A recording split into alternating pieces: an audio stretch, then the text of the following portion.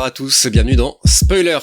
Pour ce 10e épisode de la saison 2 de Spoilers, on a décidé de consacrer cet épisode à Joss Whedon, et plus précisément à sa nouvelle série, sa nouvelle ex-série, The Nevers. On va parler un petit peu de tout ça, on va parler de la série, et on va parler évidemment de Joss Whedon, qui a fait l'actualité malheureusement ces derniers temps. Ne vous inquiétez pas, on va revenir là-dessus.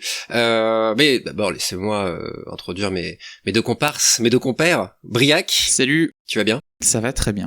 Très bien, tu es féru de Whedon, hein, jusqu'ici. Oui. Tu as eu l'occasion de nous parler de Dr. Horrible il y a quelques épisodes déjà. Ouais. Et là on revient sur sa série du moment. Et il y a également Guillaume, évidemment. Bonjour Guillaume. Bonjour.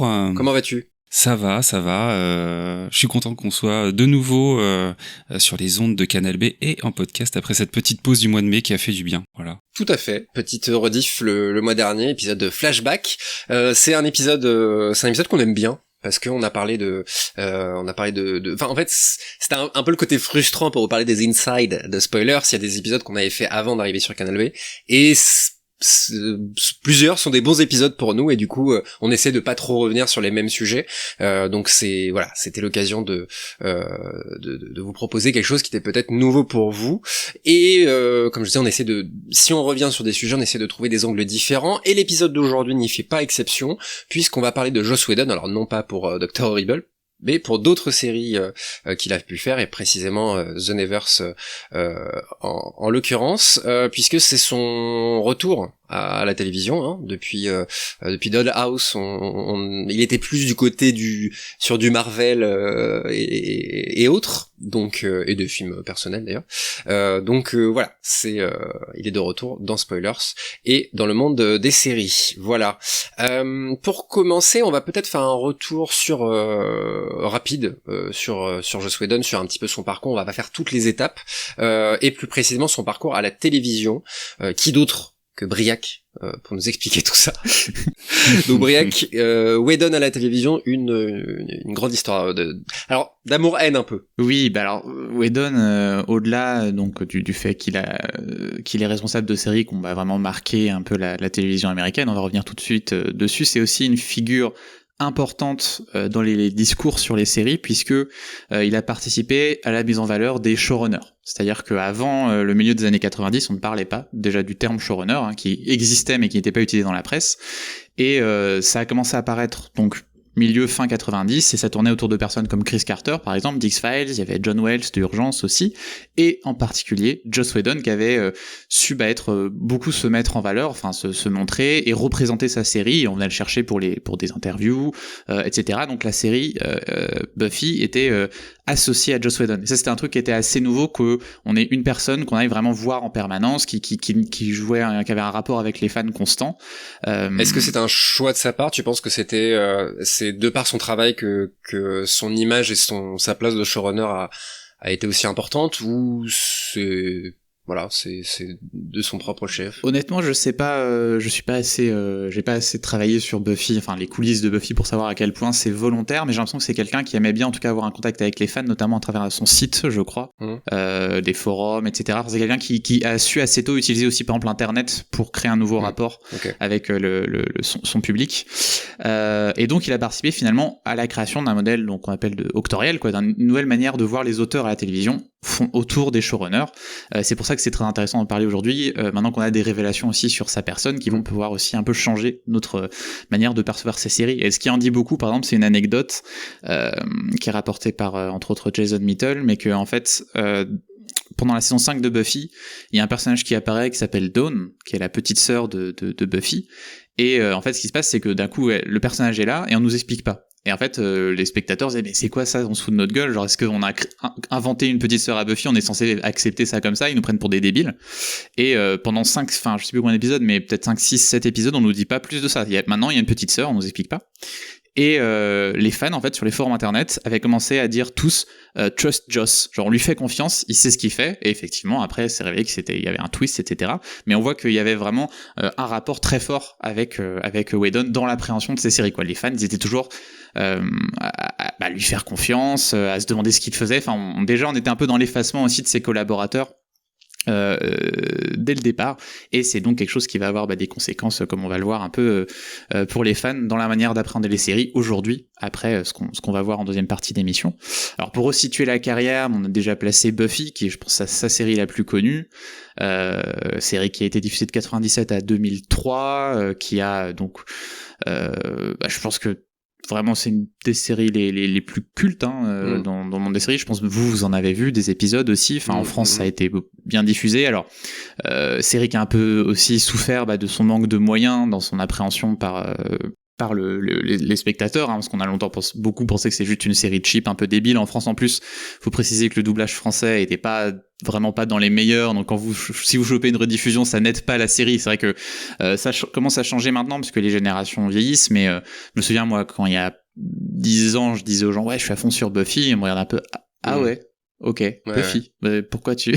Donc ça commence à évoluer, on la voit un peu différemment, mais c'est une série qui a dû passer au-delà de ça. Alors celle dont on parle un peu moins, c'est Angel, qui est un spin-off de Buffy qui est arrivé en 99, qui a duré jusqu'en 2004, qui s'est étendu sur 5 saisons, et sur lequel donc Whedon était impliqué, même si un peu moins que Buffy. Enfin, il partait, il revenait, quoi, comme il était sur plusieurs séries en même temps. Moi personnellement, c'est peut-être ma série préférée de Whedon. Et en particulier la 5e saison, qui est absolument passionnante et qui est peut-être la meilleure saison de ce qu'on appelle le Buffyverse. Et donc ça, j'enjoins peut-être des fans de Buffy qui ne se seraient pas encore mis à Angel à regarder, d'autant plus que ça arrivait sur Disney+, si je ne m'abuse. Et ça, on va revenir là-dessus, mais c'est aussi intéressant de voir que même si on associe Whedon complètement à ces deux séries-là, il y a beaucoup de saisons sur lesquelles il n'était pas showrunner. C'est le cas des 2 dernières saisons de Angel et des 2 dernières saisons de Buffy. Il venait faire des épisodes, il supervisait de loin, mais c'était pas lui le showrunner de ces saisons-là. Alors c'est des séries donc classiques, un network, 22 épisodes par saison, qui mettent un peu de temps à se trouver. Je recommande. Enfin, elles sont assez dures à regarder dans leur première saison, surtout Buffy, mais même Angel. Les séries ont pas encore trouvé leur identité totale, donc ça peut être dur de s'y mettre. Mais c'est par contre pas du tout le cas de sa 3e série, qui est Firefly, qui a été diffusée sur la Fox entre 2001 et 2002, qui est vraiment une série complètement culte, mais qui a été annulé très très vite, puisqu'il y a eu seulement 14 épisodes, il a même pas pu finir sa saison, quoi. Ils ont vraiment, le dernier épisode, ils ont juste appris qu'ils étaient annulés, il a essayé de le tourner pour faire une sorte de semi-conclusion. Ce qu'elle a de particulier, cette série, c'est que c'est pour moi, la seule vraie bonne première saison de Whedon. La série est excellente d'emblée. Tous les personnages sont parfaitement caractérisés, les épisodes sont vraiment cool, on rentre dedans tout de suite, c'est super agréable à regarder. Moi je l'ai regardé plusieurs fois. La preuve en est que justement ça a beau être qu'une seule saison, c'est extrêmement culte pour les fans. Enfin, c'est culte pour ceux qui l'ont vu, quoi, quelque part. Ceux qui l'ont vu sont tous dithyrambiques dessus, mais c'est pas forcément la plus... Je sais même pas si elle est dispo sur une plateforme quelconque en France. Elle a été dispo sur Netflix un moment, mais je crois qu'elle l'est plus. Elle l'a été, mais c'est vrai que c'est de mon point de vue, je n'ai pas vu. J'ai vu le premier épisode qui fait 1h30, je crois, de mémoire, enfin qui est très très... Ouais, c'est un pilote, il dure un peu plus longtemps. Qui est le premier, mais c'est vrai quoi, c'est resté Nathan Fillion, c'est ça. Enfin, malgré tout ce qu'il a pu faire derrière Castle et compagnie, cette image de ce personnage-là lui colle encore aujourd'hui extrêmement à la peau, quoi. C'est ça. Et donc il y a ce côté-là qui donc c'était super, donc c'est d'autant plus frustrant qu'on n'ait pas eu de suite. Quand on dit là, pour une fois, il démarre tout de suite sur les chapeaux de roue, c'est excellent. Mais ça a aussi le défaut de, comme ça a été arrêté, il n'y a même pas une saison entière, on n'a pas encore non plus... on sait pas exactement ce que c'était le sujet de Firefly. C'est ce que je veux dire. Chaque série de Whedon, il y a quand même des thèmes qui ressortent en particulier. Là, il y avait des choses, mais je pourrais pas encore vous dire exactement là où allait Firefly, ce qui fait que c'est peut-être plus dur aussi de travailler dessus ou de l'analyser que d'autres qui ont eu un peu plus de temps pour être développés. Alors par contre, il a quand même pu donner une suite à la série avec le film Serenity, qui date de 2006 ou 2007, je ne sais plus exactement, qui est un film sympa, mais c'est-à-dire que on est très content de revoir les personnages, d'avoir une suite, mais c'est une saison 2 condensée en 2 heures de film, quoi, et c'est ça le problème, quoi. Tu dis, moi j'aurais aimé voir vraiment cette saison plutôt que voir tout ça en mode accéléré, mais au moins ça atténue un peu le côté frustrant de ne pas avoir de fin ou de manquer de Firefly quand on y arrive. Et donc ensuite il a eu une petite traversée du désert pendant quelques années, où après la fin de Angel, c'est sa dernière série à l'antenne. Alors il a fait un peu travaillé en freelance sur il a réalisé un épisode de Glee et des épisodes de The Office que je n'ai pas vu, donc je peux pas vous en parler. Il a fait Dr. Horrible dont on vous a parlé, je vous renvoie à cet épisode. Et ensuite, il a fait Dollhouse, donc sur Fox de 2009 à, je pense, 2011, je ne sais plus exactement, qui est un peu la série mal aimée de Whedon et de ses fans, hein, souvent un peu sous-estimée. Et pourtant, c'est vraiment une série excellente, qui a des petits problèmes au début dans ses premiers épisodes. Je comprends qu'on ait peut-être un peu de mal à rentrer dedans. Il y a eu plus de défauts. Ça a été, de toute façon, une création un peu bouleversée parce que, en gros, c'est une des premières séries à avoir été commandée sans passer par la case pilote. Hein, la Fox avait commandé une saison en entier de 13 épisodes. Et ce qui s'est passé, c'est que Whedon n'était pas content du premier épisode. Donc finalement, le deuxième épisode est devenu le premier. Et ils ont pris des bouts du premier pilote qu'il a mis dans les épisodes suivants. Oula. Sauf que du coup, il s'est retrouvé à la fin, il n'avait pas rempli sa commande de 13 épisodes que lui a demandé la Fox. Et donc, ils ont inventé un 13e épisode qui n'a été au départ disponible que sur les DVD de la série. Okay. Donc, il y a un season finale en plus que les gens n'ont pas vu à la télé et qui est un épisode absolument incroyable, et on va en reparler un peu après, qui projette en fait toute l'histoire. En fait, on voit un espèce de futur de l'histoire qu'on est en train de regarder. D'un coup, on va 10 ans dans le futur, et ça te fait te dire, enfin, tu vois tes personnages, tu sais pas ce qui leur est arrivé et t'essaies de comprendre, et toute la saison 2, c'est comment préparer pour arriver à cet endroit-là. Enfin, okay. Voilà, et donc Dollhouse, série hyper intéressante qui annonce beaucoup de choses de Westworld, par exemple. C'est-à-dire que il y a beaucoup de spectateurs de Dollhouse, quand ils ont vu Westworld, ils ont l'impression de revoir les mêmes choses, mais en fait un petit peu moins bien, comme ces choses qu'on avait déjà pu avoir dans cette série. Et c'est une série qui continue un peu toutes les réflexions qu'a pu avoir Whedon dans des séries précédentes, des questions un peu ontologiques sur l'identité, qu'est-ce que c'est que la mémoire, qu'est-ce que c'est qu'être une personne, etc. Qu'on va retrouver encore une fois dans The Nevers. Et je vous conseille en particulier un épisode de la saison 2 qui s'appelle The Attic, qui est un des meilleurs épisodes de toute série qui a été faite par Whedon. Et donc voilà, et là ça nous amène finalement à The Nevers, puisqu'entre-temps Whedon est parti au cinéma réaliser le premier Avengers et le deuxième. Ensuite il est parti et aussi il a créé la série Agents of S.H.I.E.L.D., mais qu'il a supervisé de très loin. Je crois que c'est son frère qui s'en chargeait plus particulièrement. Et puis finalement il est parti chez DC. Alors je sais plus c'était quoi, c'était Batgirl ou Batwoman? C'était Batgirl, hein. C'était Batgirl. Batgirl. Ouais. Donc projet pour lequel il est engagé, puis finalement a dit qu'il n'a pas trouvé d'histoire, et finalement il est venu récupérer la Justice League quand Zack Snyder a dû partir après le décès de sa fille. Et là, ça va nous mener à la suite de l'émission. Tout à fait.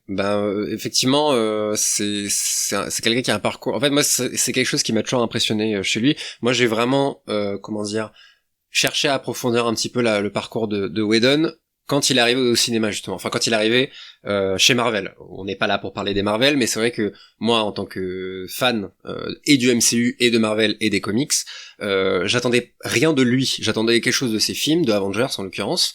Et c'est vraiment quelqu'un qui a amené la patte que le MCU... En fait, c'est à partir de là... On va pas faire tout le MCU maintenant, mais disons que la saison 1... lapsus révélateur. La phase 1 du MCU était très laborieuse, enfin un petit peu des choses de partout. Arrive Avengers, et lui, de par beaucoup d'aspects finalement qu'on va pas pouvoir énumérer ici, il va donner la cohérence globale à tout cet univers qui va être poursuivi jusqu'à aujourd'hui avec, je sais plus, 20 films, voire plus que ça, enfin je sais plus exactement. Et ce qui m'a toujours impressionné chez lui, c'est que c'est de part, en tout cas pour du blockbuster, qui arrive à faire des choses démesurées, vraiment ce goût du boom boom et de l'action et de l'aventure, etc. Et à côté, il y a ce parcours série qui est quand même extrêmement conséquent que Greg vient de nous énumérer, où là il va toucher, on va dire des geeks pour parler simplement, qui va avoir une communauté. Mais est-ce que sa communauté, le Buffyverse par exemple, est-ce que c'est le même public qui va aller voir les films du MCU? C'est une question qui pourrait être intéressante, et j'ai toujours trouvé ça très intéressant, ce côté où il va chercher différentes choses un peu partout. L'homme lui-même, je me suis jamais vraiment intéressé, je suis pas là pour ça, je m'intéresse plus à ce qu'il fait. Ça m'impacte forcément aujourd'hui par rapport à ce qu'on va dire aujourd'hui, mais c'est vrai que moi je fais partie des gens que tu as pu dont tu as pu parler, qui disent Buffy, c'est vrai qu'il y a 10-15 ans, Buffy c'était les geekos, trilogie du samedi, c'était pas, et c'est pas méchant quand je dis ça, mais c'était vraiment, ça faisait niche en fait. En France en tout cas, ça faisait public de niche, et avec l'âge et la maturité et Briac ici présent, j'ai pu me rendre compte un peu mieux de la créativité qu'il pouvait y avoir dans cette série. Moi c'est toujours ça que j'ai retenu dans Buffy, et c'est une série qui est importante pour Spoilers, puisque lors de notre première et unique édition de notre festival, on avait diffusé 3 épisodes, et 3 épisodes qui étaient extrêmement représentatifs, je trouve, de cette fameuse créativité et de tout ce que Whedon est capable de proposer à un public, quoi. Voilà. Et donc voilà, un bilan plutôt positif, même si je n'ai jamais adoré quelque chose de Joss Whedon en série. Voilà, Buffy, j'ai jamais vu un épisode de Buffy en me disant waouh, mais comment j'ai vécu sans avoir vu ça.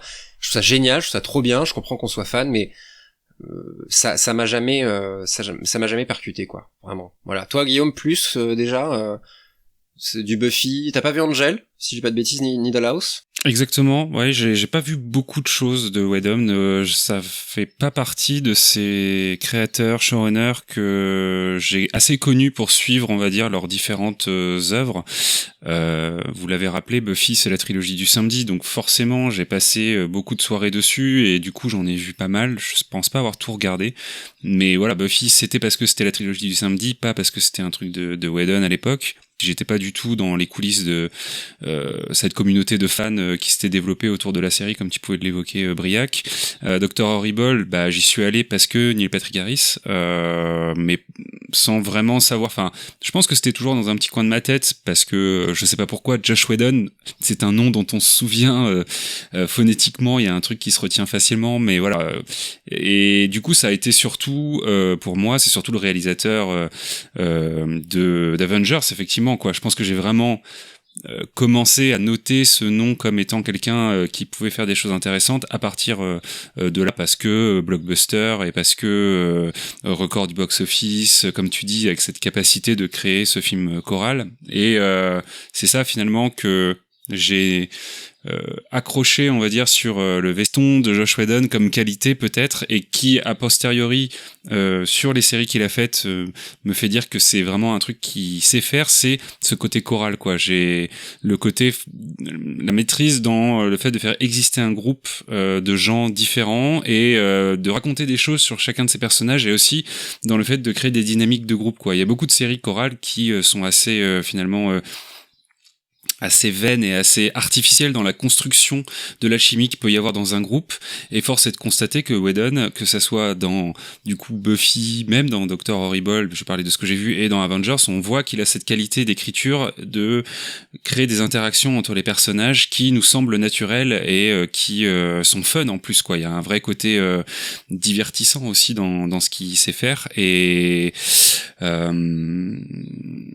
je pense que c'est comme ça que j'ai fini par mettre un nom sur, enfin plutôt un visage sur un nom, et me souvenir de cette personne comme étant le créateur de ça.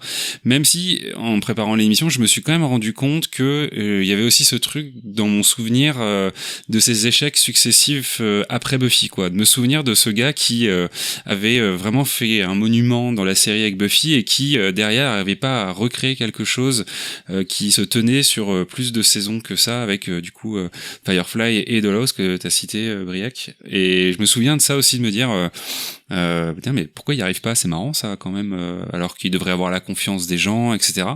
Donc voilà, ça fait pas partie de mes auteurs favoris dans les séries, on va dire, et du coup par conséquence de mes séries de chevet que je vais avoir regardé plusieurs fois, mais c'est quand même quelqu'un qui, de par son aura, a gravité autour des choses que j'ai pu voir au fur et à mesure de ces dernières décennies, on va dire, sur les séries. Et Firefly, c'est une série que j'ai envie de regarder parce que on est clairement dans moi ce que j'adore, ce space soap un peu western, un peu Star Wars, un peu voilà quoi, un peu bricole. Donc je pense qu'un jour je le regarderai, mais voilà, j'avais pas de rapport plus particulier que ça avec le créateur Josh Whedon. Mais c'est intéressant, le showrunner Joss Whedon, effectivement, c'est intéressant que tu dis ça, Briac, pour notre génération peut-être, donc enfant des années 90 on va dire, c'est effectivement peut-être le premier nom.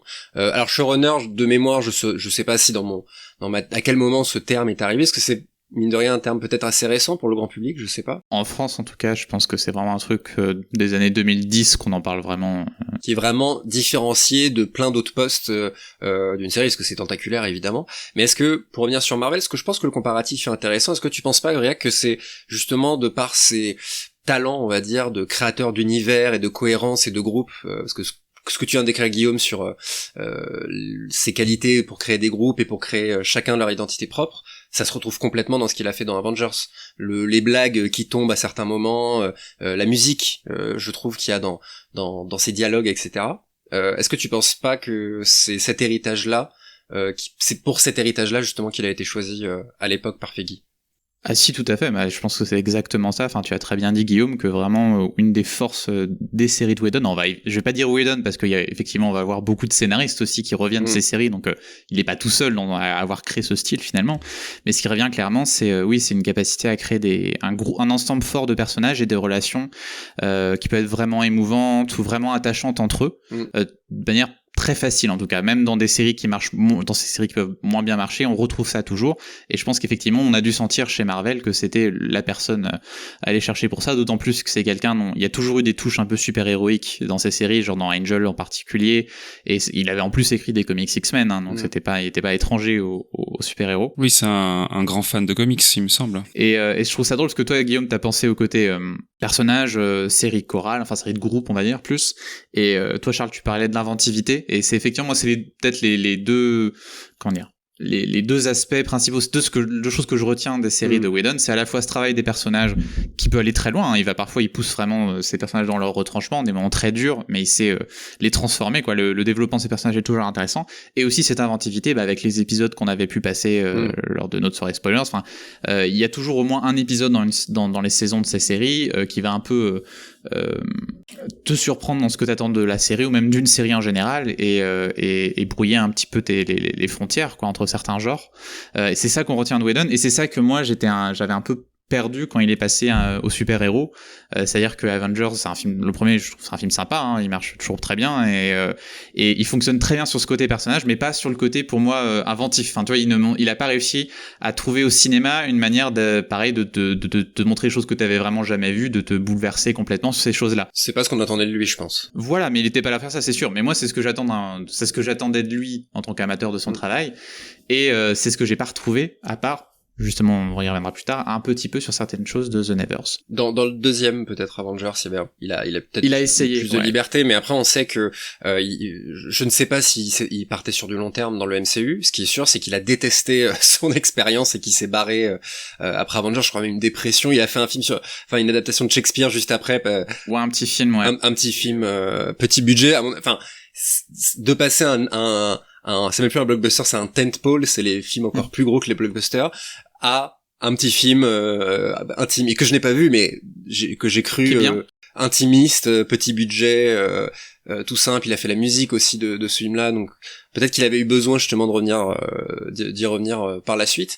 Mais justement, si tu devais un petit peu lister rapidement, disons des grands thèmes de Whedon dans l'écriture, on va dire, parce que moi j'ai l'impression qu'il y a toujours ce côté, ces personnages ont toujours une tâche qui les incombe et à laquelle ils ne peuvent pas se défaire, tu vois, un côté fataliste. Dans Nevers, ça se trouve, Buffy, on vient la chercher, on dit, bah voilà, tu vas devoir tuer des vampires et sûrement en mourir parce que c'est comme ça, c'est ta mission, quoi. Nevers, on retrouve ça. C'est effectivement un truc qu'il a en commun, je pense, un peu avec Damon Lindelof. On retrouve un petit peu ça chez les héros de Lindelof. C'est des héros qui n'ont pas cherché à être des héros et c'est un fardeau qu'on leur impose. Mais c'est aussi parce qu'ils n'ont pas cherché à l'être qu'ils peuvent être ces héros-là. Et ça, c'est vrai que c'est quelque chose qu'on retrouve un peu dans la construction de ces protagonistes. Après, ce qui revient clairement, c'est des choses, ce que je vous disais sur la thématique de l'identité, qui revient beaucoup. Enfin, qu'est-ce que c'est être, qui je suis, qu'est-ce qui me construit, est-ce que c'est mes souvenirs, est-ce que c'est les actes que j'ai commis, peut-être des actes répréhensibles que j'ai commis, et en particulier la question du pouvoir, des relations de pouvoir, qu'est-ce que ça fait de tenir le pouvoir, et surtout dans Angel, c'est un des thèmes principaux d'Angel, mais aussi dans Buffy, je crois que c'est un des dialogues dans la saison 7 de Buffy, on nous dit It's all about power, c'est le truc qui revient en particulier, et dernière chose, c'est que Whedon a en particulier sur le Buffyverse, une écriture qui est vraiment volontairement allégorique, c'est-à-dire que quand ils écrivaient des épisodes, ils disaient bon alors Buffy c'est l'histoire d'un passage de l'adolescence à l'âge adulte, et c'est bon alors quelle épreuve vivrait une adolescente comme Buffy là, je sais pas, son copain va coucher avec elle et en fait il va être un gros connard après avoir couché avec elle en fait, comment on peut parler de ça, en fait son copain ça va être un vampire à qui on a redonné son âme, mais quand il couche par contre il repère son âme, il redevient mauvais, et donc en fait c'est toujours une manière de parler de ces choses là de manière allégorique à l'aide du fantastique. C'est aussi le cas dans Angel, mais plus avec le passage à l'âge adulte. Cette fois-ci, c'est vraiment quand on est adulte, les épreuves qu'on va avoir. Et c'est toujours ça. C'est vraiment une écriture allégorique sur toutes ces séries, je pense. Et ça, c'est un peu les points communs qu'on va retrouver un peu partout. Et est-ce que, petit teasing pour la suite, mais est-ce que justement tu retrouves ces thèmes-là dans The Nevers? On retrouve beaucoup de choses dans The Nevers, et même l'impression de voir un peu des doubles de certains personnages. Enfin, il y a vraiment un côté un peu best-of Whedonien, quoi. Il retente, ou on sait pas si il veut retenter quelque chose pour le pousser plus loin, pour avoir un certain aboutissement de certaines idées, ou si c'est un manque d'inspiration et qu'il y a des choses qui se répètent. Ça, on peut pas vraiment le savoir, parce qu'on n'a pas assez d'épisodes pour juger. Mais oui, clairement, The Nevers s'inscrit complètement dans le style de Whedon, avec une différence sur laquelle je reviendrai quand on va parler de la série. Ouh, le teasing. Le teasing. Il est fort. Il est très très fort. Écoutez, petite pause musicale. Dès maintenant, on se retrouve tout de suite après. On va écouter Pavlov's Bell de Amy Mann, morceau choisi par Briac. Oui, alors pourquoi parce que Amy Mann, moi déjà j'aime beaucoup, c'est une des chanteuses qui a inspiré le film Magnolia à Paul Thomas Anderson. Ah. Et on retrouve beaucoup de ses morceaux dans ce film, mais en plus, elle a fait une apparition dans Buffy, au bar The Bronze, où il y avait des groupes qui passaient régulièrement. Dans la saison 7, je crois, elle vient chanter cette chanson que j'aime bien. Donc je me suis dit, c'est l'occasion. C'est l'occasion. Amy Mann. Effectivement, Pavlov's Bell. On se retrouve tout de suite après, pour parler de l'héritage de Whedon, et il sera temps de revenir sur les accusations dont il a pu faire l'objet ces derniers temps. Donc on se retrouve tout de suite après sur les ondes de Canal B. À tout de suite.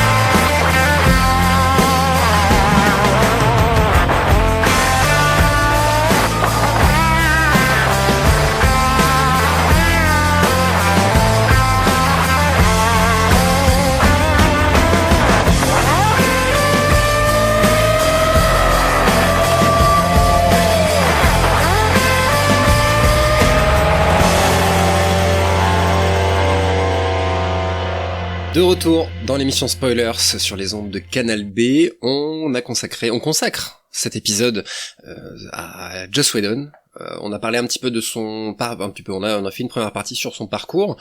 On va revenir avant de parler de son héritage et de The Nevers, qui sera la dernière partie de cette émission.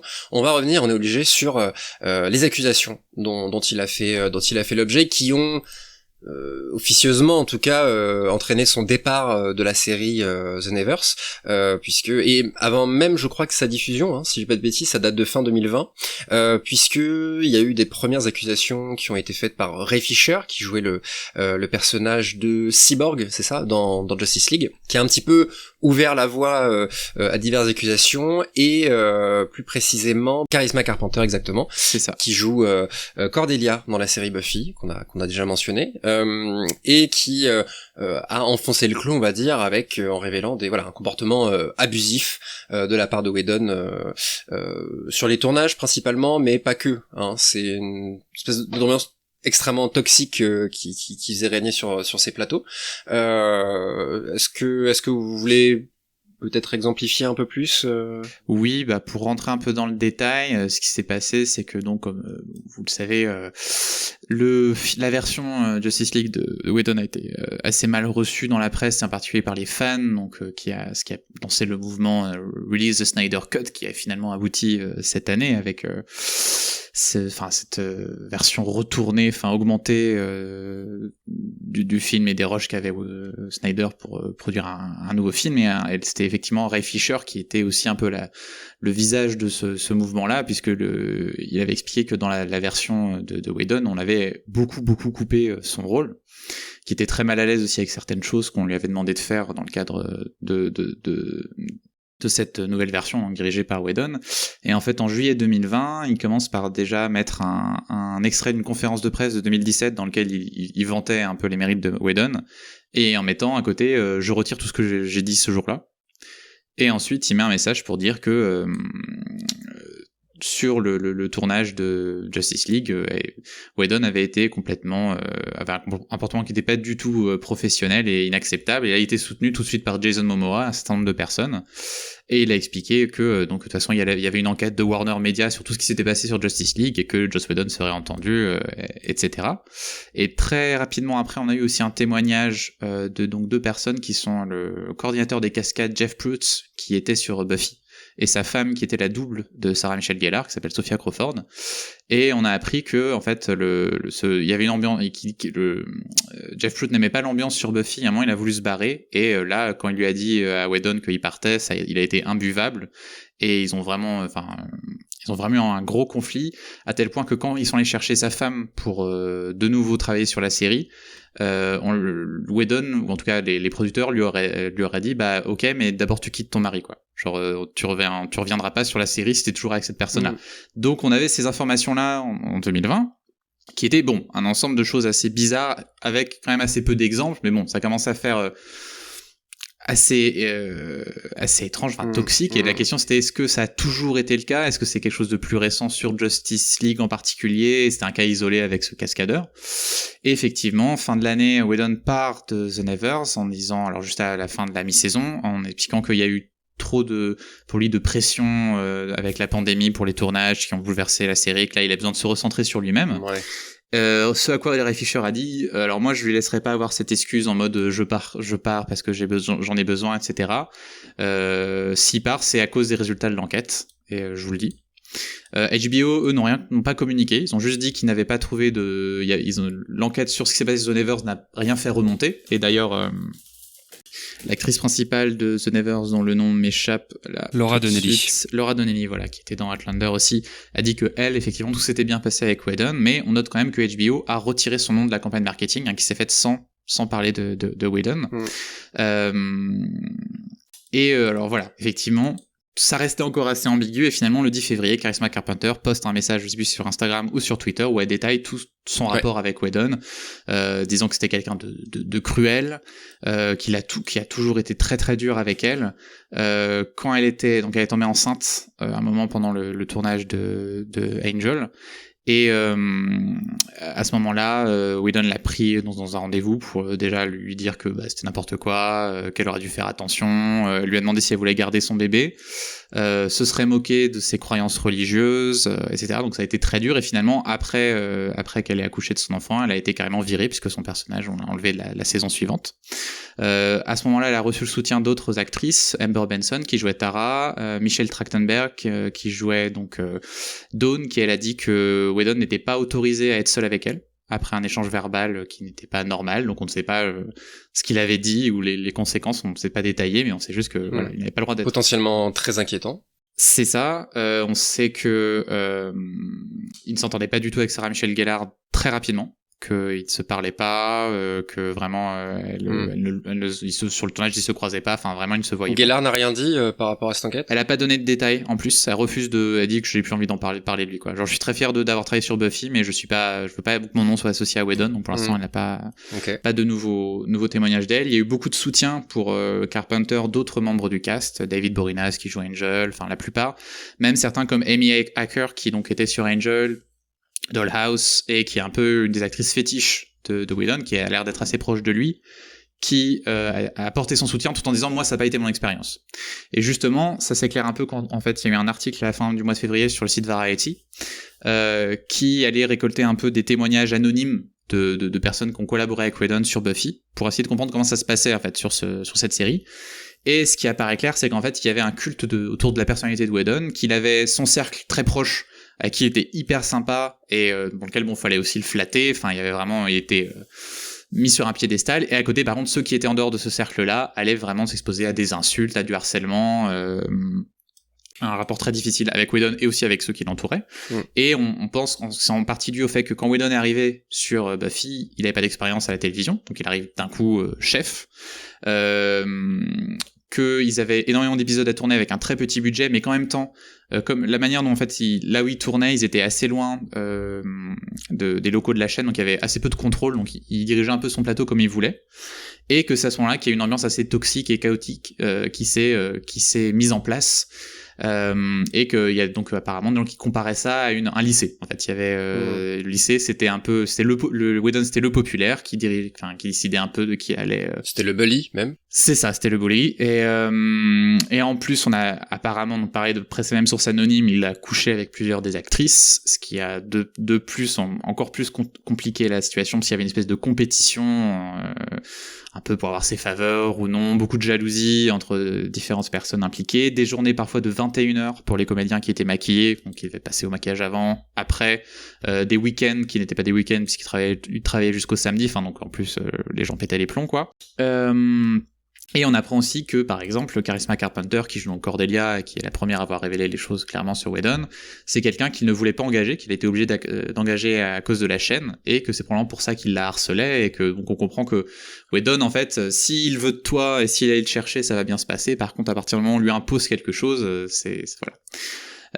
Ça va aller vers le harcèlement. Je pense clairement c'est un contrôle fric quoi, mais encore c'est une expression qui est peut-être encore trop sympa pour dire oui, c'est malheureusement c'est un comment je trouverai pas le terme exact, mais c'est entièrement et à 100% condamnable. Et c'est ça, et en fait ce que je veux dire c'est que c'est quelqu'un qui a deux visages, c'est aussi pour ça on va peut-être, ça met du temps à sortir, parce qu'il y a beaucoup de collaborateurs qui ne verront jamais cet aspect-là en fait de Whedon, qui vont avoir une relation super positive avec lui, et à côté des choses absolument horribles comme ce qu'on peut voir là. Exemple Momoa par exemple qui a très tôt affiché son soutien, et puis qu'on entend un peu moins depuis que Charisma Carpenter, parce que c'est malheureusement assez vite tombé dans le comment dire les critiques qui sont faites. On est obligé de faire le lien avec le mouvement MeToo qui a été fait, où souvent on dit oui mais c'est parce que elles veulent vendre des livres, etc. Et Ray Fisher, il y a eu un début de ça, ça reste un homme donc il a pris moins cher hein, forcément, mais on disait oui parce que il est pas content parce que son rôle est moindre dans Justice League, etc. il a pas d'autres projets, etc.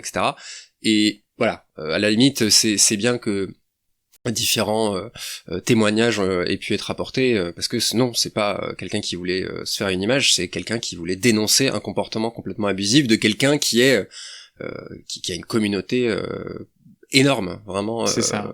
aux États-Unis, enfin même dans le monde, hein, de toute façon. Et on a appris aussi également que c'était pas donc juste quelque chose qui s'appliquait uniquement aux comédiens, hein, puisqu'il y a aussi un scénariste qui s'appelle José Molina qui a travaillé sur Firefly et qui dit qu'en fait le truc de Whedon, c'est qu'il il a en fait un humour cruel. En fait, il pense que parce qu'il va être méchant, c'est forcément drôle et que du coup il va être, faire des blagues entre guillemets très très dures, même tu vois pendant les réunions avec la writers room, au point de faire pleurer parfois des scénaristes et même de se vanter d'avoir fait pleurer pendant une personne 2 fois pendant la même réunion.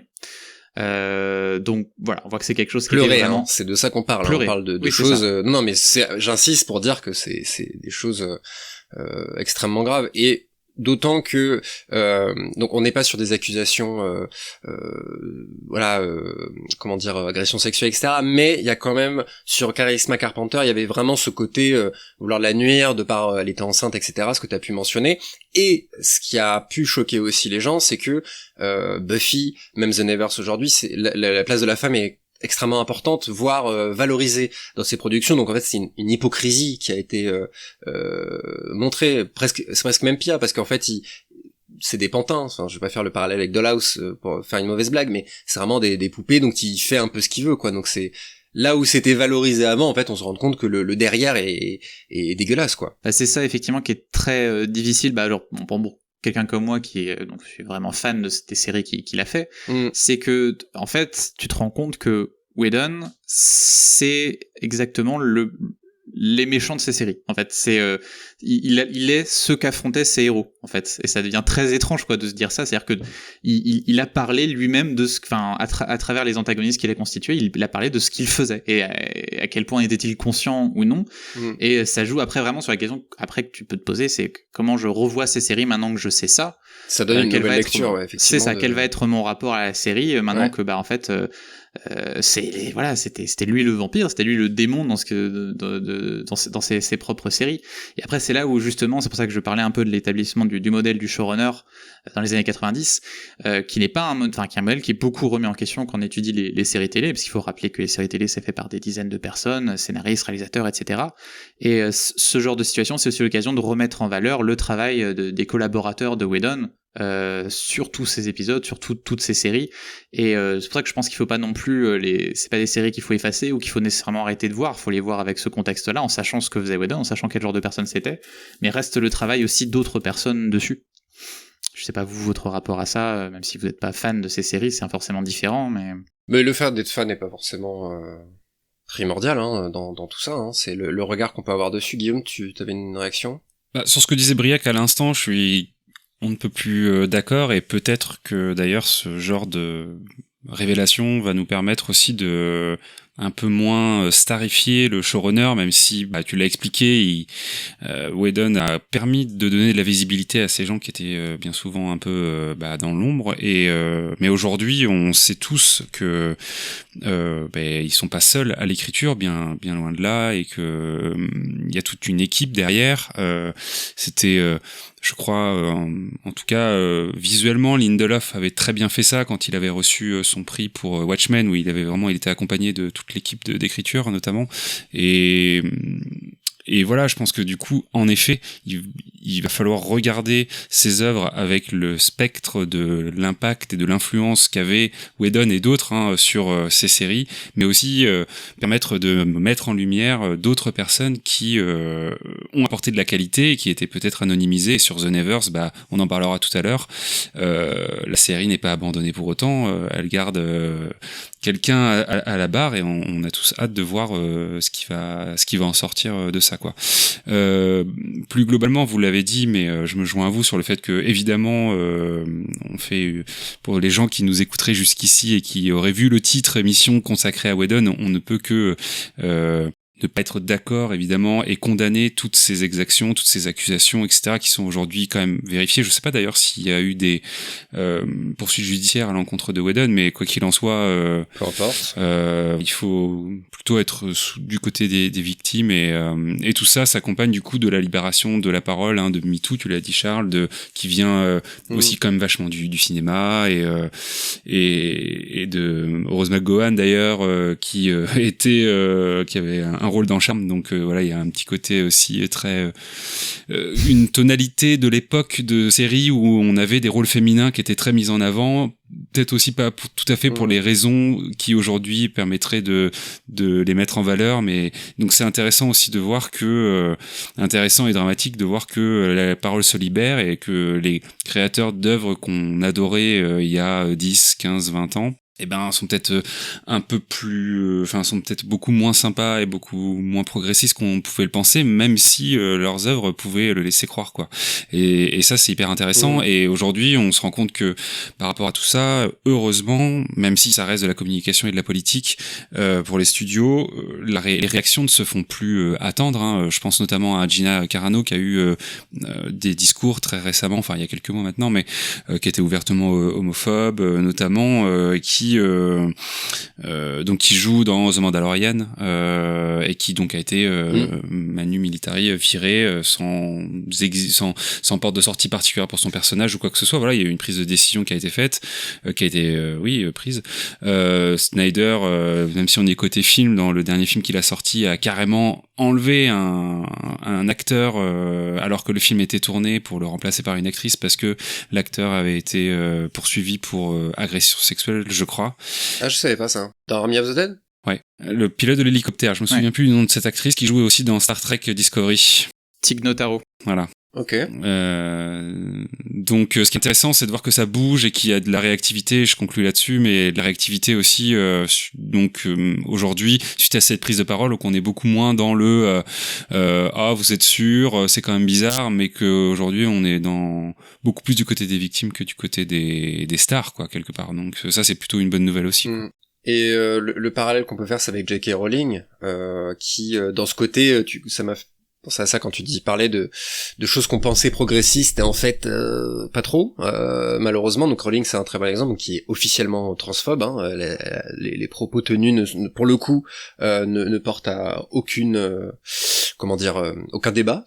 Elle l'a dit clairement, et c'est ce qui amène une lecture. Il y a plein de Potterheads qui ont renié le côté l'univers d'Harry Potter, parce qu'en fait effectivement quand tu apprends ce genre de choses, tu peux avoir une nouvelle lecture de cet univers, et ça a permis de montrer certaines choses qui étaient problématiques. Je pense, alors on va pas développer encore une fois tous les trucs, mais par exemple les elfes de maison d'Harry Potter, enfin beaucoup de choses comme ça. Rowling, l'univers d'Harry Potter, j'ai pas fait d'analyse dessus, mais pour moi ce qui a fait que c'est devenu ce que c'est parce qu'elle a créé un univers dans lequel les gens différents sont les meilleurs, en fait. Les gens différents de notre monde, c'est dire, ah là là, mais en fait je suis comme eux, je suis sensible, je suis différent, j'ai un handicap, j'ai un truc, et tout est détruit en fait par des propos on ne peut plus condamnables, au moins moralement, par ça. Et Whedon, c'est la même chose en fait. Alors Rowling, est-ce que Rowling elle est méchant, est-ce que Rowling est Voldemort, j'en sais rien, c'est pas ça qui est intéressant, mais je pense que même Whedon c'est presque encore plus pernicieux, parce que Rowling, on se découvre que ses opinions sont différentes de ce qu'on comprenait de ses livres, ou en tout cas de la manière dont on les recevait, et de la manière, la lecture égalitaire, et comme tu dis, comment les parias ou les gens différents doivent être aimés, etc., comme les autres. Et on s'est rendu compte qu'elle avait des opinions en fait qui n'allaient pas avec ça. Mais Whedon, il y avait une lecture pour avoir ses œuvres, il y avait la façade qu'il présentait au monde et ce qu'il a dit. Et ensuite, ce qu'on a vu, c'était ses actes. Parce que là, il a jamais dit non plus quelque chose qui allait forcément contre ce qu'on pouvait lire de ses séries. Pour l'instant, il ne s'est jamais exprimé là-dessus. C'est juste qu'on voit qu'en fait, en privé, c'était en plus une personne horrible. C'est un degré encore au-dessus dans cette complexité de notre relation avec les créateurs. Est-ce que toi, Briac, t'as eu... parce que on sait que dans la sphère universitaire, c'est du coup une série Buffy notamment qui a été beaucoup étudiée. Est-ce que t'as eu des retours de personnes qui travaillent factuellement sur cette série et qui aujourd'hui, avec toutes ces révélations, sont un peu gênés par rapport à ça, dans l'avancement de ça remet en cause un travail qui peut être un travail de plusieurs années? Alors, pas forcément. Pour l'instant, j'ai pas encore eu tellement l'occasion non plus d'en parler avec des personnes qui pourraient vraiment être là-dedans, mais ce que j'ai pu voir passer, c'était aussi quelque chose que j'ai trouvé assez intéressant et beau, c'est de la part de fans qui disaient que en fait Buffy c'est quelque chose qui était extrêmement important pour eux, qui les a aidés à se développer, à se construire en tant que personne, et que justement il n'allait pas laisser Whedon gâcher ça, et que finalement l'œuvre était plus grande que cette personne-là, et que peu importe, ils allaient continuer à regarder Buffy même en oubliant Whedon, en allant au-delà de Whedon. Donc ne pas laisser la série mourir à cause des agissements de cette personne-là. Et c'est vrai que ça permet aussi de mettre en lumière cet effet de bord qui peut être très positif quand on lorgne notamment un peu vers la fanfiction ou ce genre de choses, de l'appropriation d'une œuvre culturelle, presque le fait que ça soit dépossédé de son créateur initial pour que derrière la communauté en fasse son propre porte-étendard et la fasse évoluer aussi dans le sens que dont elle a envie. Après ça peut avoir des effets aussi très très négatifs avec moi je pense beaucoup à Star Wars avec des communautés de fans qui sont là pour le coup très toxiques et très peu progressiste aussi, mais il y a un aspect très positif dans ce truc de dire en fait c'est pas Buffy n'est pas sa chose, ça nous appartient à tous maintenant, ça fait partie de nous et on continuera à faire vivre notre Buffy quoi. Exactement. Très bien, bah écoutez, je pense qu'on va pouvoir marquer une petite pause puisqu'on va finir par parler de la série qui nous intéresse aujourd'hui, c'est The Nevers. Petite pause musicale, la dernière avec une musique issue de Dollhouse qui s'appelle I Go to Sleeps. Oui, exactement. Non, je vais juste préciser parce que donc dans la série, c'est la version de Sia de cette chanson des Kings, et il est hors de question que je passe du Sia alors qu'il y a un original des Kings, donc on ne va pas mettre la version de la série, on va mettre les Kings. Ouh, sa chambre. Alors on n'a rien contre Sia, hein, c'est pas la question, c'est juste que Briac tenait à... On aime plus les Kings. Voilà. Mais on embrasse Sia, hein, si elle nous écoute de toute façon. I Go to Sleep, The Kings, 1965, on se retrouve tout de suite après.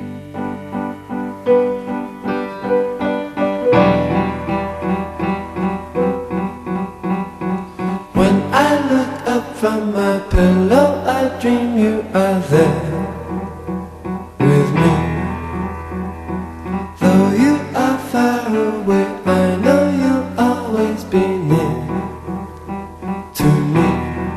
I go to sleep, sleep, and imagine that you're there with me. I go to sleep, sleep, and imagine that you're there with me.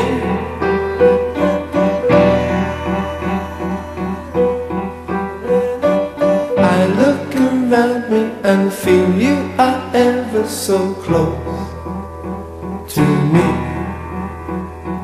Each tear that falls from my eyes brings back memories of you to me. I go to sleep, sleep, and imagine that you're there with me. I go to sleep, sleep, and imagine that you're there with me. I'm strong, I don't cry, I will live till the day I die. You alone and no one else, you were meant for me.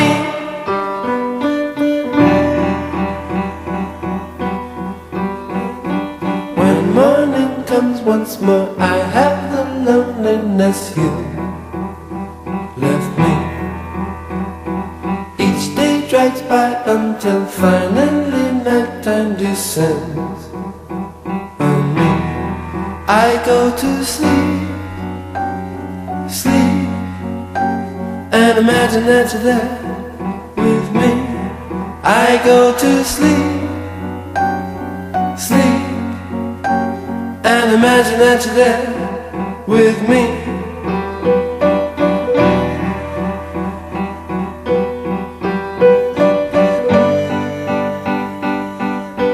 De retour dans la dernière partie de l'émission Spoilers sur Canal B, on consacre un épisode, on a parlé du parcours de Joss Whedon jusqu'ici et des accusations dont il a pu faire l'objet il y a quelque temps. On va terminer cette émission sur The Nevers, sa dernière série qui fut diffusée sur HBO cette année. Peut-être commencer par un petit pitch de la série, Guillaume. Ah oui, tout à fait. Donc The Nevers, dernière série en date effectivement de Joss Whedon, disponible chez nous sur OCS, HBO à l'origine, ce qui était je pense une première pour lui. pour Whedon. Est-ce qu'il avait fait d'autres séries avec HBO? Non, première série sur le câble.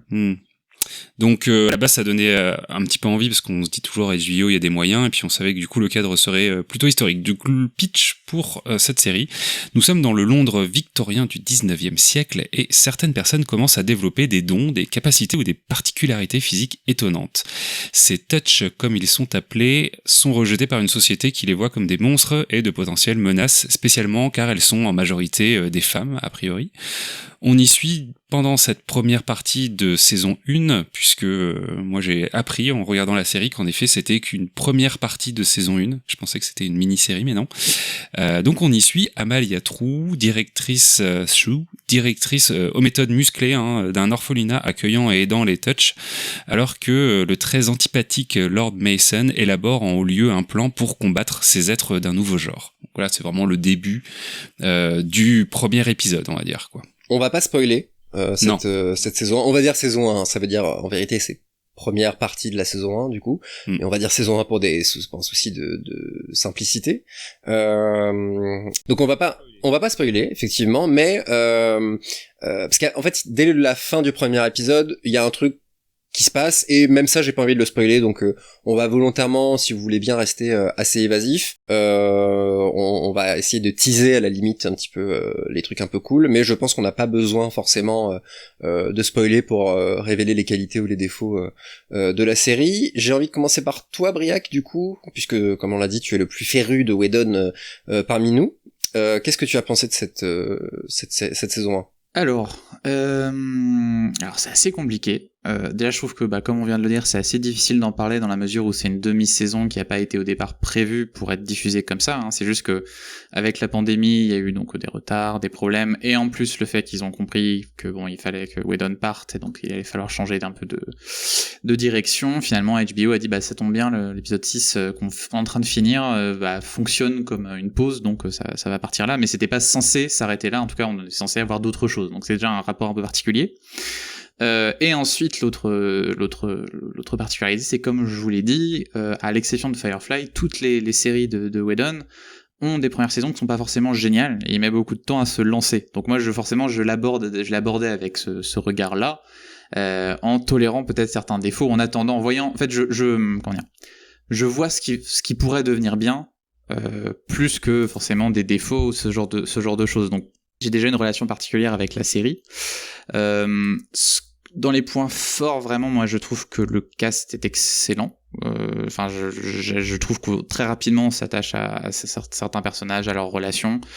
Je pense particulièrement, justement, à Laura Donnelly. Je trouve qu'elle est excellente parce qu'on va dire que c'est le personnage principal. Il y a plein d'idées qui me plaisent d'emblée dans la série.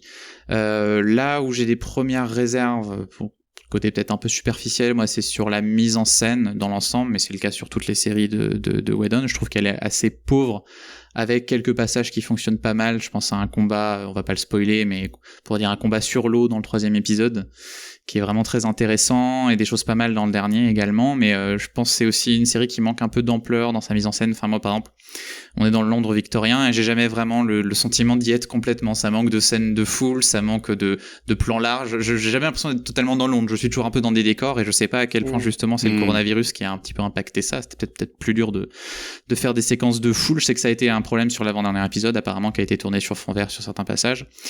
Pour l'instant ça m'a fait le plus penser à Dollhouse, qui effectivement commençait un petit peu en demi-teinte, on comprenait qu'il y avait beaucoup de personnages qui cachaient leur véritable nature, et là on sent que c'est la même chose et qu'il va falloir patienter pour comprendre véritablement les enjeux de la série. Et son problème principalement, c'est que c'est une série qui est trop remplie pour moi pendant un moment. C'est-à-dire qu'il y a énormément d'idées, mais presque trop, et on a du mal à complètement rentrer dedans, et l'émotion a du mal à se créer tout de suite.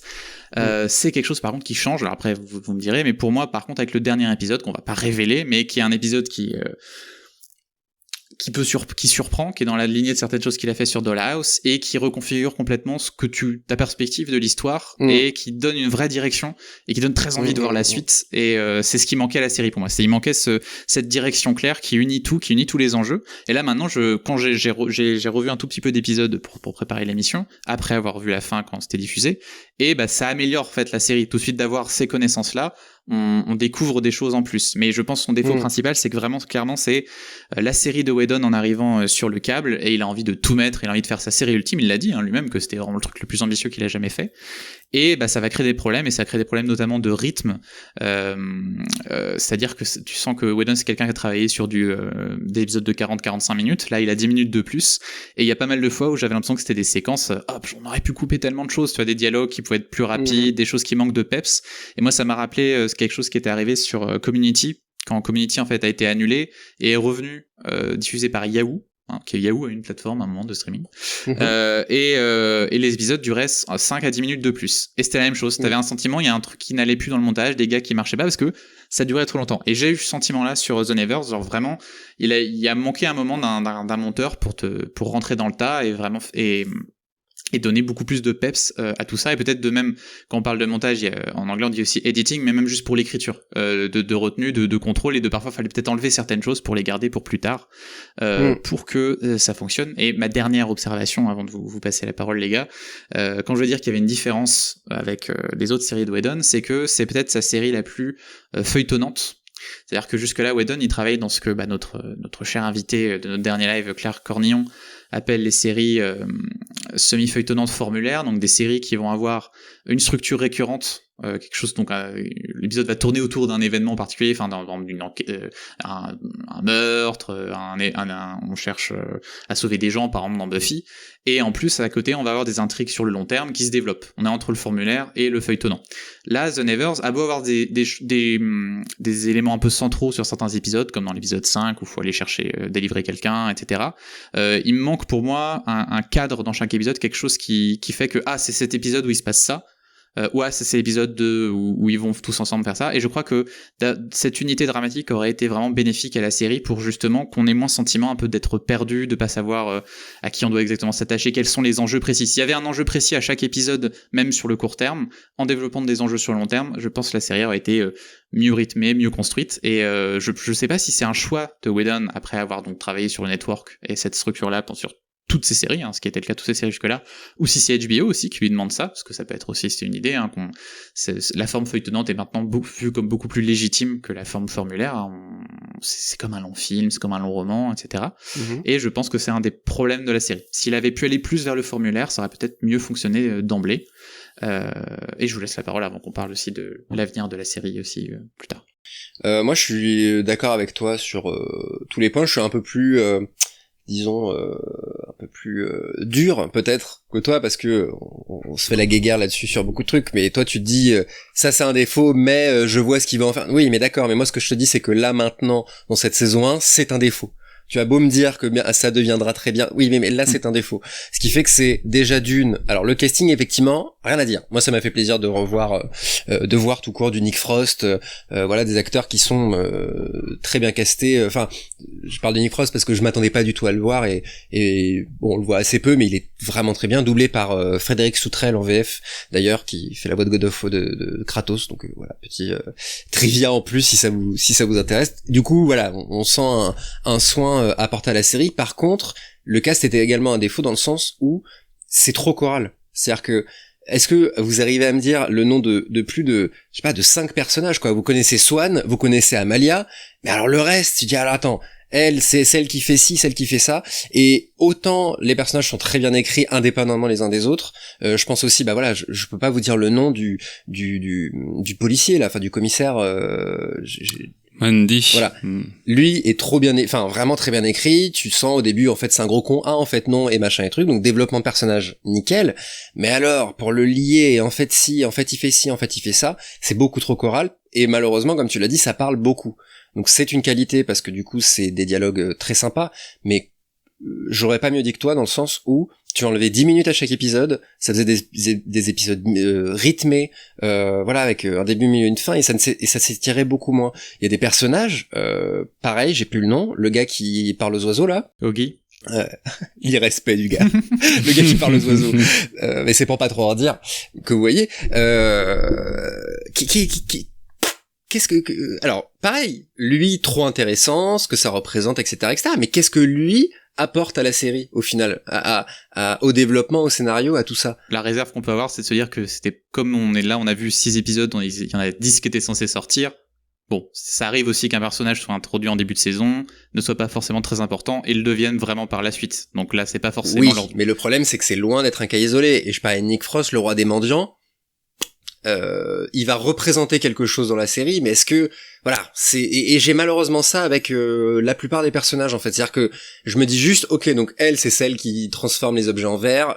Lui, c'est celui qui fait des barrières de protection, et elle c'est celle qui est super grande et machin, mais chaque personnage n'a pas sa place malheureusement dans ces épisodes-là, et en 6 épisodes, voilà, c'est peut-être les personnages principaux qui sont faits en priorité, et puis après je te passe la parole Guillaume, mais sinon je vais faire trop long, mais j'avoue que j'ai été je me suis auto-jugé pendant le visionnage, dans le sens où j'avoue que au 4e épisode à peu près, 3e est pas mal aussi, mais le 4e tout ça, je me suis dit, c'est du HBO ça ? C'est HBO ? Franchement, dans le sens où c'est très bien qu'HBO tente un peu des nouvelles choses, même si c'est pas non plus révolutionnaire, mais je me suis dit, c'est victorien, des super pouvoirs dans l'ère victorienne, très bien, mais est-ce que ça va pas casser 3 pattes à un canard ? Non. Et en fait, après, j'ai fait lien avec Game of Thrones. Game of Thrones qui était très ambitieux dès le début, mais dans le sens où, quand tu as vu toute la série et que tu revois la saison 1, tu te rends compte que les dialogues étaient au centre des intrigues, que ça partait pas dans les dragons et dans les super pouvoirs et dans les trucs dès le départ. Donc, quelque part, j'ai envie d'être optimiste. Du coup, comme tu l'as dit, il manque au moins 4 épisodes, mais il manque des saisons, il manque plein de choses. Et peut-être que le départ de Whedon va être un mal pour un bien, dans le sens où on va être un peu moins dans le Whedon qui se, comment dire ça, avec, qui se fait du bien à lui-même, qui se regarde écrire, on va dire. Voilà, c'est ça. Et peut-être que quelqu'un va être là pour, voilà, mettre un petit coup de fouet et peut-être enlever certains personnages très secondaires et donner plus de corps. Et pour finir, effectivement, ça me fait mal de le dire, mais tu as raison, Briac, parce que tu as vu cette série avant nous deux, avant Guillaume et moi, et tu nous as dit le dernier épisode, c'est presque un regret parce que il donne une toute autre ampleur au reste de la série. C'est vrai. C'est entièrement vrai, je vais même pour l'anecdote, j'ai lancé mon petit épisode sur mon application MyCanal, parce que je paye pour regarder les séries, je vous rassure. Je me suis dit, je me suis pas gouré dans un truc. Ouais. Je sais pas si ça vous a fait ça aussi. Non, je me suis trompé j'ai lancé un mauvais programme, ou tu vois. Et non, c'est la bonne série. Et, c'est presque un regret aussi, quoi. Tu te dis, mais, parce que ce que ça vient, et je sais pas, du coup, je suis un peu plus dur que toi si tu disais ça, genre, ah ouais, du coup, on voit les choses différemment. Ok, mais, tu vas pas revoir les saisons en te disant, ah là là, mais maintenant que j'ai cette information, je vois, non, c'est une fin d'épisode où tu comprends ce que tu comprenais pas, tu le comprends maintenant, mais en vrai, ça remet pas grand chose en question, quoi. En vrai, dans la finalité, ça remet pas grand chose en question, je trouve. Ça éclaire, disons, certaines choses, et ça rend certains personnages plus intéressants, ça éclaire leurs relations. Ça éclaire, mais c'est pas éblouissant. Ouais, ok. Et juste avant que Guillaume donne son avis, je veux juste revenir sur un truc que tu disais, et je suis d'accord quand tu dis, quand tu disais, on dirait pas une série HBO. Alors moi, je me suis fait la réflexion de 2 manières un peu la même. C'est, je trouve que, déjà, je vous ai dit, je trouvais que c'était un peu limité niveau mise en scène, justement pour de la HBO, qui peuvent, vraiment, ils ont pu faire des séries bien plus intéressantes, hein. Tu disais, bon, Game of Thrones, mais ils sont quand même un peu meilleurs, et même, niveau, par exemple, les effets spéciaux et tout, j'ai trouvé que c'était pas ouf par moment, alors que justement, j'attendais un peu ça de Whedon qui, pour une fois, un budget à la hauteur de ses ambitions. Je disais, faut ça avoir de la gueule. Et donc tu dis, c'est peut-être de toute façon le style Whedon qui reste toujours un petit peu cheap. La preuve qu'il en fait rien, quoi. Parce que les super pouvoirs, c'est juste pour faire des personnages, des touched, en faire des parias. Mais il n'en fait rien des super pouvoirs. Ouais. Il aurait pu trouver un autre prétexte, meilleur ou moins bon, hein, c'est pas le sujet, mais est-ce que, si, comme moi, vous aimez les trucs avec les super pouvoirs, c'est pas dans cette série que vous allez être rassasié du tout. Voilà, c'est pas, ça n'apporte pas tant que ça en final. Il y a ça, donc je trouve que ça n'a pas une gueule de série HBO, on va dire, en tout cas la patine que HBO va donner parfois à sa série, mais même justement pour revenir aux enjeux un peu de la structure narrative de la série, vraiment je pense que c'est une série qui était faite pour le network en fait, pour des saisons de 22 épisodes comme il a toujours fait, et je pense qu'il est pas, forcément, après avoir fait 4 séries comme ça, il pense de cette manière-là. Alors, il a beau l'avoir vendu HBO, il avait essayé de la vendre à Netflix aussi. Je crois qu'il y a eu une guerre, une enchère entre Netflix et HBO pour avoir la série. Mais tous les problèmes que tu disais aussi, le fait qu'on dit les personnes ne voient pas ce qu'ils viennent faire là, ils sont pas développés, etc. Sur une saison de 22 épisodes, on n'aurait pas eu ce problème-là. Il aurait pu aller voir tout le monde progressivement, planter ses enjeux, faire chaque épisode centré autour d'un truc, et cette série aurait été bien meilleure sur un network, contrairement à ce qu'on souvent nous dit. Ah, ben non, les networks c'est nul, les séries câblées c'est mieux et tout. Bah là, vraiment, c'est une histoire qui aurait été parfaite pour un network, je pense. 22 fois 40 minutes, voilà, pour le coup. C'est ça. Ouais, c'est ça. Et le format, c'est ô combien... Moi, en plus, je suis vraiment le genre... Lost, par exemple, ça a beau faire 24 épisodes, après, plus compliqué que ça sur les dernières saisons, mais dans l'idée, c'est vraiment le format par épisode qui me fait tenir. 50 minutes, moi, je suis vraiment le genre de public où t'as intérêt de m'accrocher, quoi. T'as intérêt de mettre de l'action, enfin, en tout cas, ou un truc qui va me faire, ah ouais, je veux savoir ce qui se passe et tout. Là, t'as des fins, et même la fin de cette saison, entre guillemets, la toute fin, je parle. Franchement, tu dis, ouais, ok, c'est vraiment, vous avez coupé, vous avez pris le scénar, et là, vous avez mis un coup de hache en plein milieu, et la partie à droite, vous avez dit, ok, c'est la deuxième partie, mais c'est très mal amené, malheureusement, quoi. Guillaume, qu'est-ce que tu n'en penses? Alors, avant de vous donner mon avis, juste pour la petite anecdote, ce qui est assez marrant, c'est que du coup, tu parlais d'une bataille entre HBO et Netflix pour la série, et ils ont sorti Netflix en mars une série qui s'appelle The Irregulars, qui est un peu dans le même cadre, l'époque victorienne, là, avec des petits adolescents qui vont aider le Dr Watson à résoudre des crimes qui, a priori, seraient un peu surnaturels. Donc, faudrait comparer, on va dire, en termes de production value, si Netflix aurait fait plus de bien qu'HBO pour The Nevers. Concernant mon avis sur la série, alors moi j'ai suivi de très très loin en fait The Nevers. J'en avais entendu parler, je pense, grâce à toi, Briac, où tu nous avais un peu partagé le trailer à un moment donné. Je m'étais dit pourquoi pas, mais j'avais pas été particulièrement intéressé. Et du coup, quand on a décidé qu'on ne pouvait pas ne pas traiter le sujet Whedon de cette saison de spoilers et que il serait intéressant de regarder The Nevers, j'y suis allé sans trop d'a priori et comme bien souvent sans trop d'attente, ce qui fait que ça fait souvent la différence quand on s'attaque du coup à une série, quoi. Ce qui fait que du coup j'ai plutôt bien aimé, perso. Moi, l'univers m'a embarqué. Clairement, il y a beaucoup de choses qui font un peu cheap, ouais. Et de manière générale, je trouve que c'est un objet assez cabossé. Alors, est-ce que c'est voulu? Est-ce que c'est le Covid? Est-ce que c'est tout ce qui est entouré Whedon qui a fait que il y a plein de trucs dans la série qui, moi, m'ont questionné au fur et à mesure. Et il y a eu même des transitions entre des épisodes où je me suis dit, mais attends, j'ai switché d'un épisode parce que j'ai l'impression qu'il me manque des informations. Il y a des évolutions de personnages qui sont rushées. On parlait de Yugi, je ne sais pas comment on dit justement, qui est cet aristocrate. C'est les oiseaux, Yugi? Voilà, cet aristocrate qui a un trajet qui est quand même ultra rapide en 6 épisodes, là où d'autres personnes vont être plutôt à stagner. Mais bon, en tout cas, j'ai aimé la proposition. Je trouve quand même que cette époque est cool de manière générale. Et en plus, il y a un truc très très sympa qui rajoute à ça. Moi, j'aime les propositions d'univers de manière générale. Hein. Je dis souvent ça, c'est le lore, la mythologie,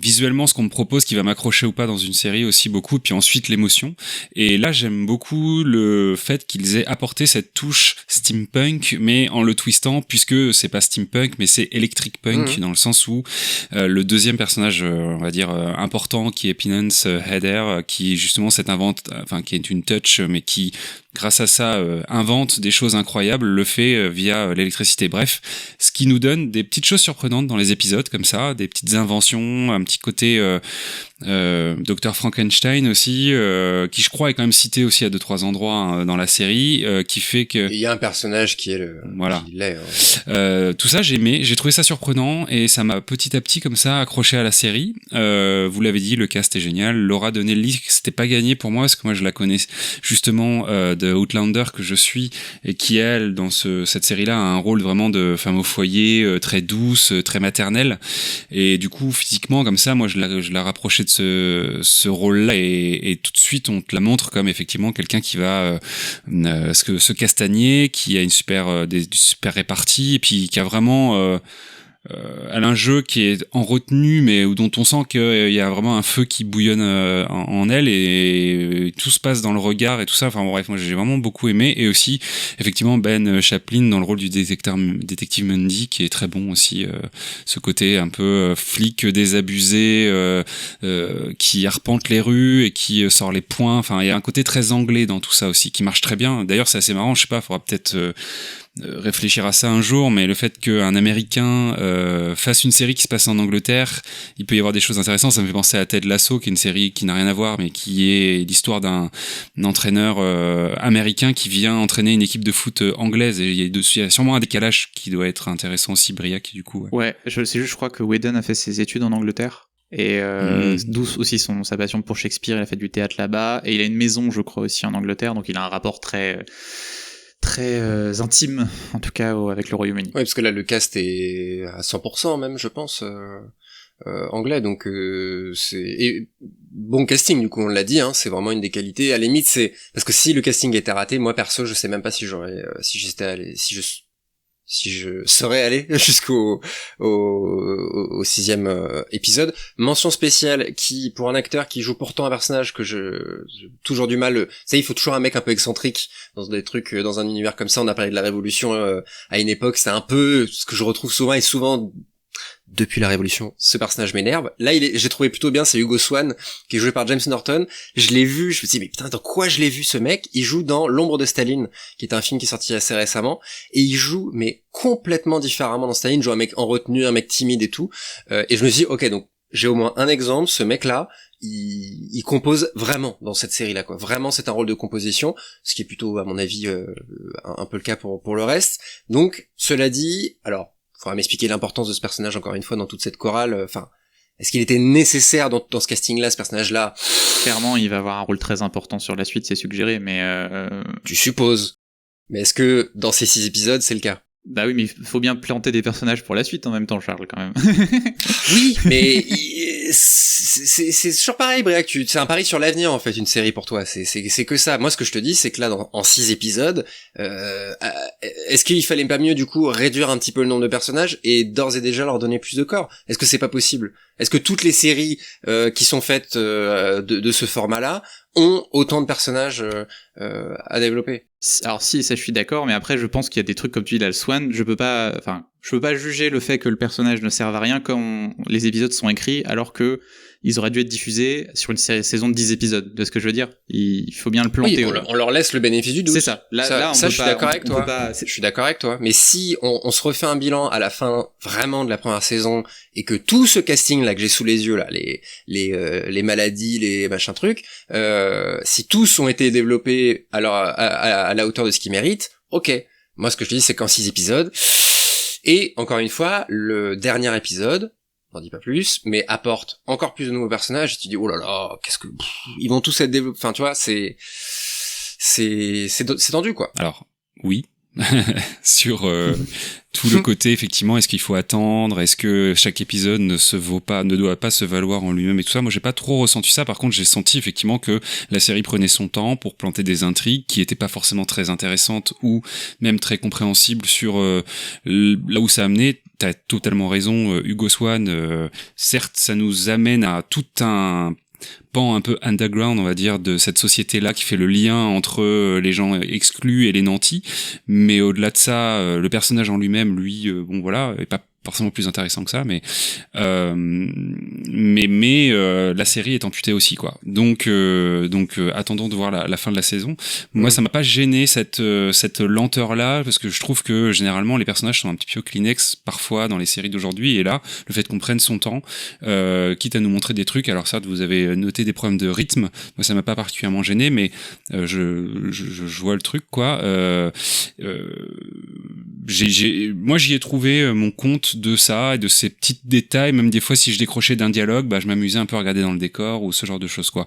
Et ce que je voulais dire aussi, c'est que étrangement, le fait que parfois la série m'ait semblé cassée dans les évolutions des personnages ou même dans les choses qui pouvaient être dites sur ce qu'étaient les personnages, et notamment Amalia, il y a des choses assez tôt qui sont dites sur elle, qui sont suggérées, mais moi qui m'ont vraiment je me suis demandé si encore une fois j'avais pas loupé un dialogue ou un truc comme ça, et j'ai trouvé quelque part, j'y ai trouvé une certaine forme d'exigence que j'ai trouvé agréable, et ça me faisait penser, j'y avais pas pensé avant, mais à ce que tu disais sur la sœur cachée de Buffy, où il y a presque un peu ce truc-là de finalement on va te donner, et moi je trouve que c'est cool finalement qu'il y ait encore des gens qui fassent ça aujourd'hui à la télé, c'est que en tant que spectateur on va te donner des choses que tu ne pourras pas comprendre tout de suite, mais ça va être là, et puis à un moment donné on va te donner l'explication, et puis c'est cool aussi parce que toi ça t'aura permis un petit peu de théorie crafter dans ton coin, ou de te souvenir de ce truc-là, et il y a plein de choses là dans ce début de saison qui sont pas expliquées encore,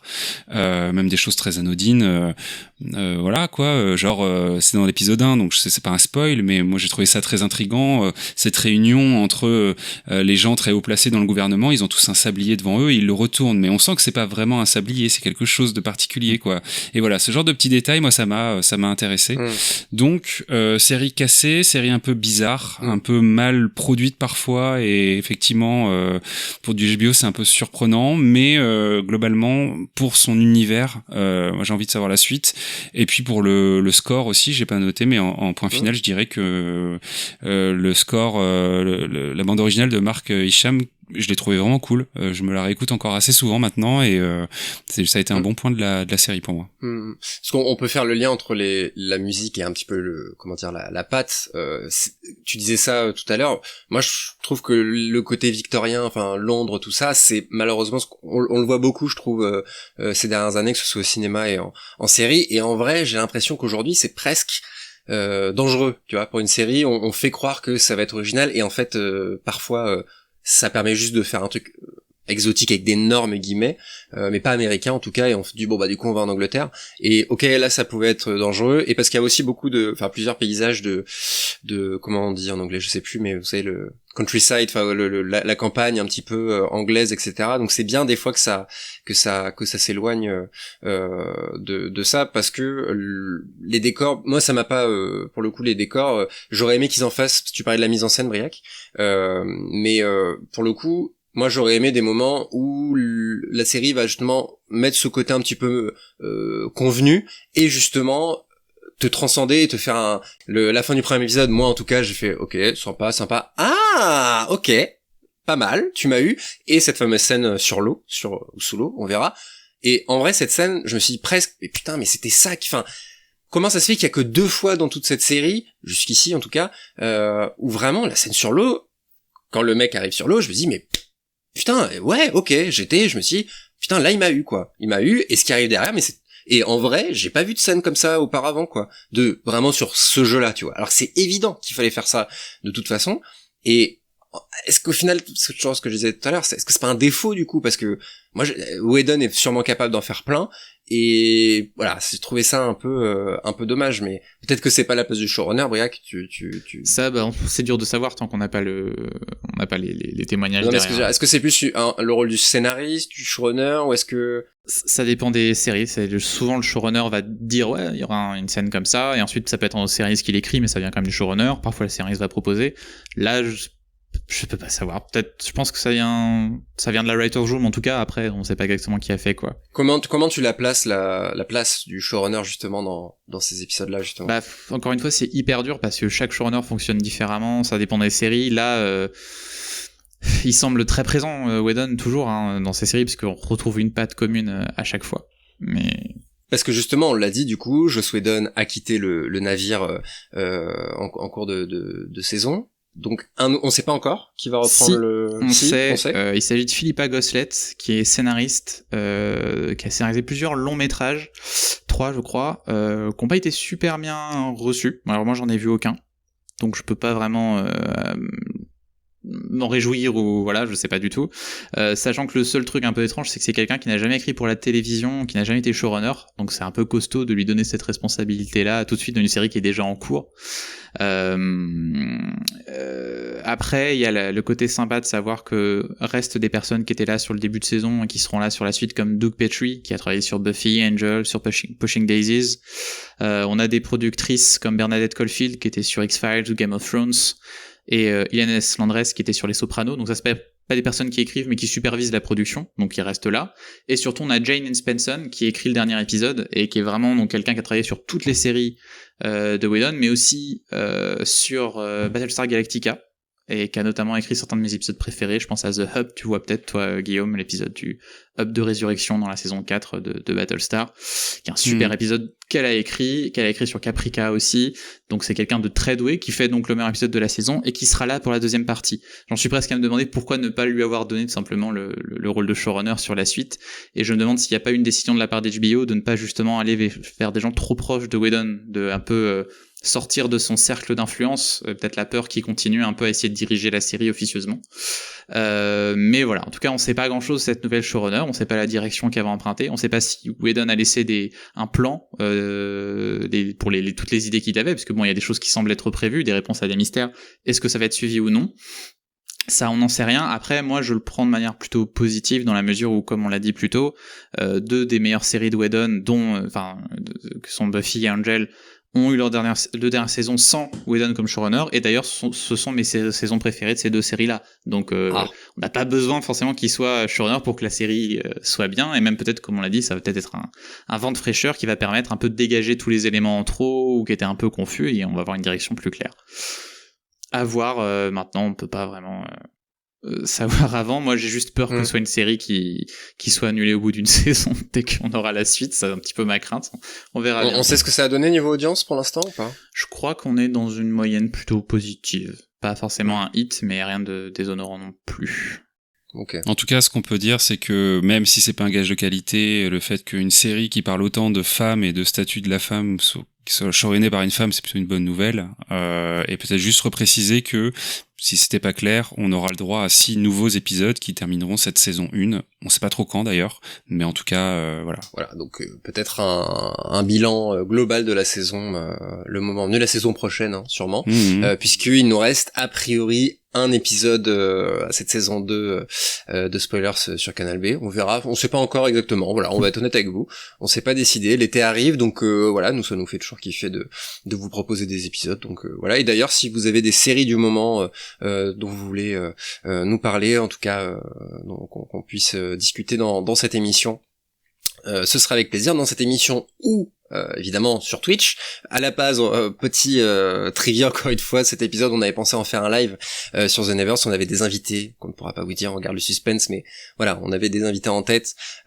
Si vous nous suivez depuis quelque temps, vous connaissez un petit peu nos invités de référence, mais voilà, donc peut-être un live tout court d'ailleurs quand la saison sera terminée, un live sur Whedon, sur The Nevers. Voilà, ça, en tout cas voilà, je pense que vous serez partant. Oui. Oui, voilà, tout à fait.